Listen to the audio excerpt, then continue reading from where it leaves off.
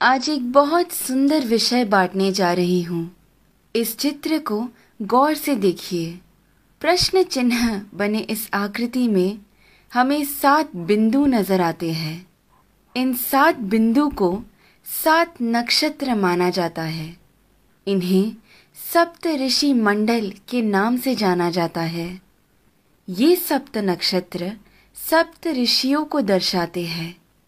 इस प्रश्न चिन्ह के अंतिम भाग से शुरुआत करते हैं। यहाँ से पहले बिंदु को मरीचि ऋषि के नाम से जानते हैं। उसके बाद में जो बिंदु है वो कहलाते हैं ऋषि वशिष्ठा। ऋषि वशिष्ठा की बाईं ओर आपको एक छोटा बिंदु नजर आएगा। ये बिंदु ही है अरुंधति। ऋषि वशिष्ठा के बाद आते हैं ऋषि अंगीरसा। फिर आते हैं ऋषि अत्रि। फिर दाईं ओर की तरफ मुड़ते हुए जो बिंदु आता है वो है ऋषि पुलस्त्य। उसके बाद आते हैं ऋषि पुलह और फिर ऋषि क्रतु। ऋषि पुलह और क्रतु के अंतर को 5 गुना मिलाकर नीचे की तरफ आएंगे तो वहां बसे हैं ध्रुव नक्षत्र। सदा उत्तर में रहने की वजह से उसे ध्रुव नक्षत्र कहा जाता है। इंग्लिश में हम इसे नॉर्थ स्टार के नाम से जानते हैं। बाल्यावस्था के ध्रुव नक्षत्र अगर उत्तर में बसे हैं तो वृद्धावस्था के अगस्त्य नक्षत्र दक्षिण में बसे हैं। अगस्त्य और ध्रुव नक्षत्र हमेशा उसी स्थान पर ही पाए जाते हैं। इन दोनों के बीच में मौजूद आकाश गंगा सतत घूमती रहती है। इस कारण से हमारी धरती अक्ष के ऊपर घूमकर घूमती रहती है। ये सच है कि सारा जगत भगवान के इर्द गिर्द घूमता रहता है, लेकिन वो हमें कभी नजर नहीं आ सकता।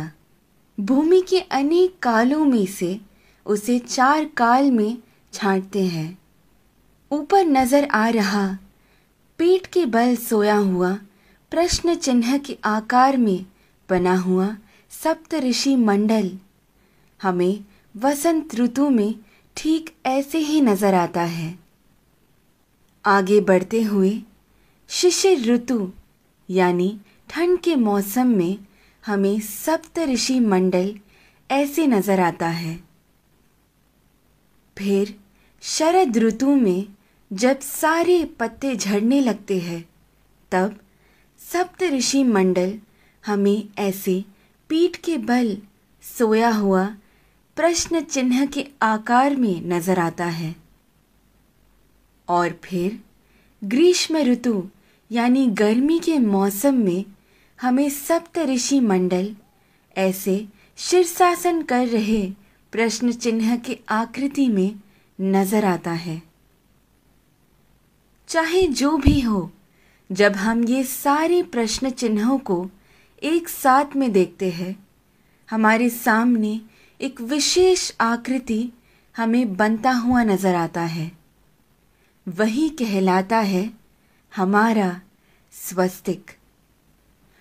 स्वस्थ का मतलब है आरोग्यवान। स्वस्तिक का महत्व मेरे पिता मुझे हमेशा से बताते आए हैं, लेकिन हर क्षण प्रयोग में ला रहे इस स्वस्तिक का जन्म कहाँ से हुआ ये आज मेरे पिता द्वारा जाना, जो आप सभी में मैंने बांटना चाहा।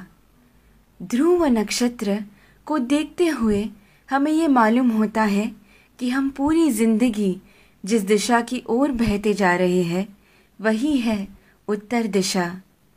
इसीलिए शायद हमारी भूमि पर भी दक्षिण में अधिक जल है और उत्तर की ओर अधिक जमीन है। इस विषय को इतनी सुंदरता से वीडियो के रूप में बनाकर आप सभी को समझाने का श्रेय जाता है मुक्ता जी को।